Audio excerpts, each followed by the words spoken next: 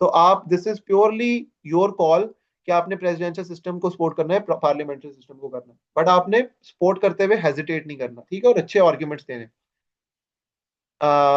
Let's talk about why presidential system is better than parliamentary system for Pakistan, ठीक है। तो सबसे पहला आर्ग्यूमेंट जो मैं देता हूं दैट इज कि प्रेसिडेंशियल सिस्टम होगा तो पाकिस्तान में स्टेबल गवर्नमेंट आएगी। पाकिस्तान का सबसे बड़ा इशू है पॉलिटिकल इंस्टेबिलिटी, ठीक है। इस पॉलिटिकल इंस्टेबिलिटी को काउंटर करने के लिए हमारे पास एक सोल्यूशन है कि हम मुल्क में प्रेसिडेंशियल सिस्टम लगा दें, ताकि पता हो कि जो चीफ एग्जीक्यूटिव है वो आपका 4 साल या 5 साल, जितने साल का भी टेन्योर रखना है, 4 साल या 5 साल के लिए पावर में आ गया, अब उसके ऊपर कोई वोट ऑफ नो कॉन्फिडेंस या इस तरह के जो पार्लियामेंट्री प्रेशर्स हैं वो ना, और उसकी अकाउंटेबिलिटी हो directly in front of people. आपके मुल्क की ये जरूरत है, ठीक है, ताकि आपके टेन्योर स्टेबिलिटी हो, ठीक है, स्टेबल गवर्नमेंट। इसकी एग्जांपल मैंने आपको पहले भी दी है कि पाकिस्तान की 78 ईयर्स की हिस्ट्री में आज तक एक भी प्राइम मिनिस्टर अपना 5 ईयर का टेन्योर पूरा नहीं कर चुका। No PM, 5 year no PM, ठीक है।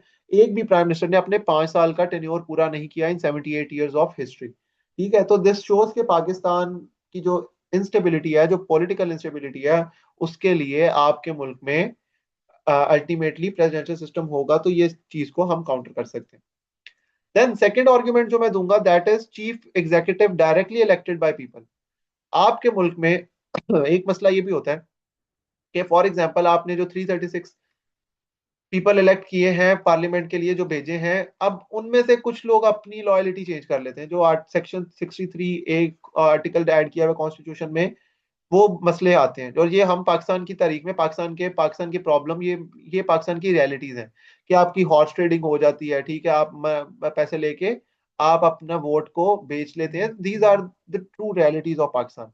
तो ऐसे सिस्टम में जहां पे अभी इतनी वो डेमोक्रेसी इवॉल्व नहीं की, इतनी पॉलिटिकल कॉन्शियस इवॉल्व नहीं की, उस उन ममालिक में आपके लिए जरूरी है कि अवाम अपनी मर्जी से अवाम डायरेक्टली चूज करें कि यार हमें ये बंदा अपना चीफ एग्जीक्यूटिव चाहिए या ये चाहिए, लेट द पीपल डिसाइड। तो जो डायरेक्ट डेमोक्रेटिक प्रिंसिपल है पीपल का, पॉपुलर सॉवरेनिटी का, वो प्रेसिडेंशियल सिस्टम के केस में ज्यादा बेहतर इंप्लीमेंट हो सकता है इन पाकिस्तान। क्यों? क्योंकि पाकिस्तान में अगेन वो जो एलिमेंट है, पाकिस्तान के अपने जो जाती इंटरनल प्रॉब्लम्स है, हॉर्स ट्रेडिंग वगैरह वाले, लॉयलिटीज वाले, लॉयलिटीज चेंज करने वाले, दैट इज देयर, ठीक है।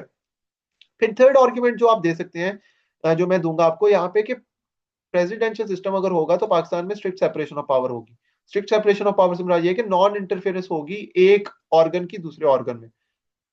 अभी जो लेजिस्लेचर और एग्जीक्यूटिव है, ये चूंकि अमेलगमेटेड है, लेजिस्लेचर का एग्जीक्यूटिव के ऊपर चेक है, एग्जीक्यूटिव को लेजिस्लेचर रिमूव भी कर सकता है।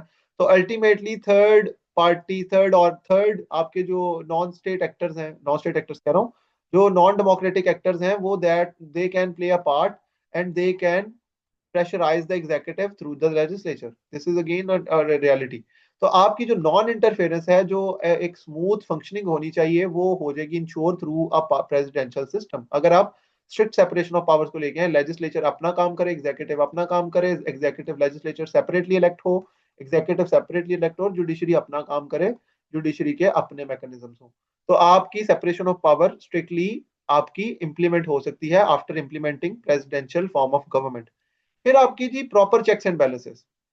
अभी अगर करंटली हम देखें तो हमारे मुल्क में कोई प्रॉपर चेक्स एंड बैलेंसेस नहीं है, लेकिन अगर हम प्रेसिडेंशियल सिस्टम ले आएंगे तो लेजिस्लेचर, ठीक है, एग्जीक्यूटिव, वही आपने ट्रायंगल बनानी है, एग्जीक्यूटिव और जुडिशरी का प्रॉपर चेक्स हो जाएंगे एक दूसरे के ऊपर। लेजिस्लेटिव वो मैंने आपको बता दी है कि कौन कौन से चेक्स होंगे।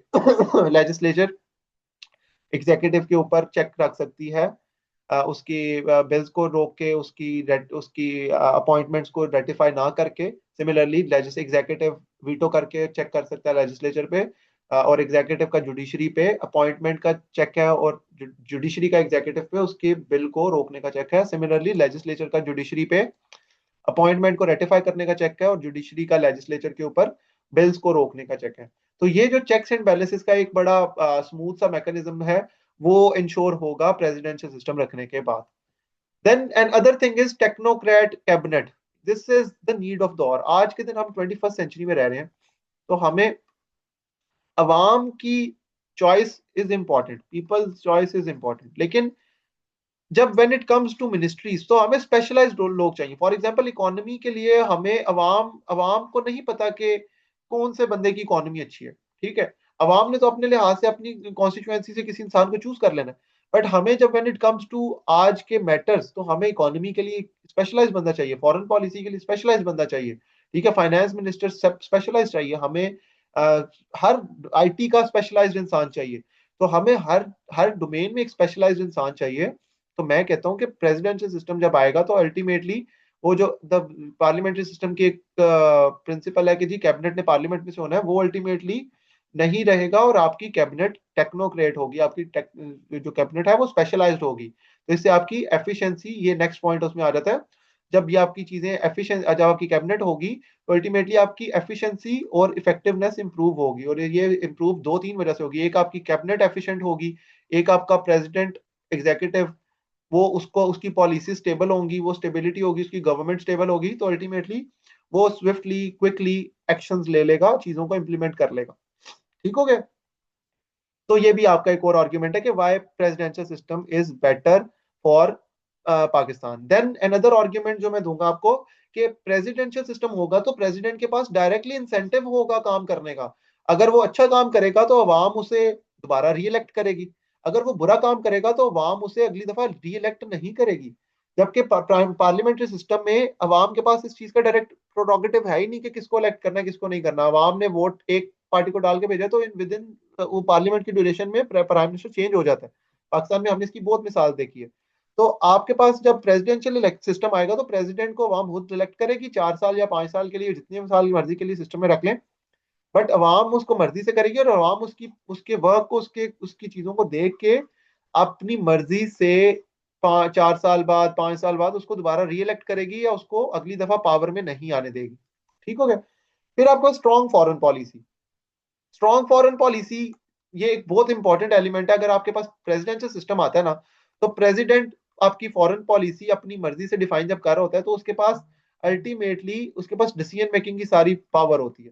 तो उसको पता है कि उसने स्टेबिलिटी किस तरह रखनी है अपनी फॉरेन पॉलिसी में, जो कि अगेन पार्लियामेंट्री सिस्टम में just because of opposition discussions वो पार्लियामेंट्री सिस्टम में इतनी स्ट्रॉन्ग फॉरेन पॉलिसी नहीं हो सकती। लेकिन अगर प्रेसिडेंशियल सिस्टम आता है तो आपकी फॉरेन पॉलिसी स्ट्रेंथन होगी, स्ट्रॉन्ग फॉरेन पॉलिसी होगी आपकी। ठीक है। अब इसमें आ जाता है लास्ट चीज, some criticism, some issues in presidential system जो किए जाते हैं कि प्रेसिडेंशियल सिस्टम पाकिस्तान में क्यों नहीं होना। चूंकि ये मैं आपको बता रहा हूँ, ये मेरी साइड है, मैंने प्रेसिडेंशियल सिस्टम को सपोर्ट किया होता है, तो मैं उसमें क्रिटिसिज्म को भी रिबटल करता हूँ। तो सबसे बड़ा जो आर्गुमेंट दिया जाता है पाकिस्तान में प्रेसिडेंशियल सिस्टम का ना होने का, उसमें कहा जाता है कि जी पाकिस्तान में जब प्रेसिडेंशियल सिस्टम आया था ना तो वो अथॉरिटेरियन हो गया था, वो डिक्टेटरशिप हो गई थी। तो मैं उसको रिबटल इस तरह करता हूँ कि 1962 का कॉन्स्टिट्यूशन तो प्रेसिडेंशियल था ही नहीं, that was a dictatorial constitution. ठीक है, टेलर मेड कॉन्स्टिट्यूशन था, वो तो बना ही एक इंसान ने हुआ था। तो मैं तो उसको प्रेसिडेंशियल सिस्टम मानता ही नहीं, मैं उसको कहता हूँ वो लेटर एंड स्पिरिट में प्रेसिडेंशियल सिस्टम था ही नहीं। वो एक इंसान ने बनाया था, उसी के पास लेजिस्लेटिव पावर्स थी, उसी के पास एग्जीक्यूटिव पावर्स थी, उसी के पास जुडिशियल पावर्स भी थी, इन सेंस कि वो जुडिशरी को भी खुद अपॉइंट कर रहा था। तो इसको मैं रिबटल करता हूँ कि अथॉरिटेरियनिज्म कैसे आपने चेक कर ली। आपका तो जो 62 का एक प्रेसिडेंशियल सिस्टम आया वो तो प्रेसिडेंशियल लेटर एंड स्पिरिट में था ही नहीं। फिर एक दूसरा जो आर्गुमेंट दिया जाता है कि जी एक प्रोविंस की मोनोपोली आ जाती है। फॉर एग्जाम्पल कहा जाता है जी कि 52% पॉपुलेशन पंजाब की है, तो अगर प्रेसिडेंशियल सिस्टम होगा तो पंजाब में से ही हमेशा प्रेसिडेंट बनेगा। तो इसको मैं काउंटर करता हूं कि आप क्रिएशन ऑफ न्यू प्रोविंसेस करें, जो कि आपके वक्त की जरूरत भी है। अगेन मैं सपोर्टर हूँ क्रिएशन ऑफ न्यू प्रोविंसेस का, ये भी टॉपिक अब हम आगे करेंगे कि क्रिएशन ऑफ न्यू प्रोविंसेस होनी चाहिए नहीं होनी चाहिए। ये भी आपकी रिसेंटली डिबेट भी चल रही थी 27th अमेंडमेंट में कि इसको भी ऐड करें, क्रिएशन करें न्यू प्रोविंसेस की, बट वो भी पोस्टपोन हो गई है। ठीक हो गया। तो आपकी जो मोनोपोली वाला एलिमेंट है उसको मैं काउंटर करता हूँ कि आप ज्यादा आप प्रोविंसेस, अपने नंबर ऑफ प्रोविंसेस इंक्रीज करें। अल्टीमेटली जब आपके प्रोविंसेस छोटे होंगे तो आपकी मोनोपोली भी खत्म हो जाएगी किसी एक प्रोविंस की।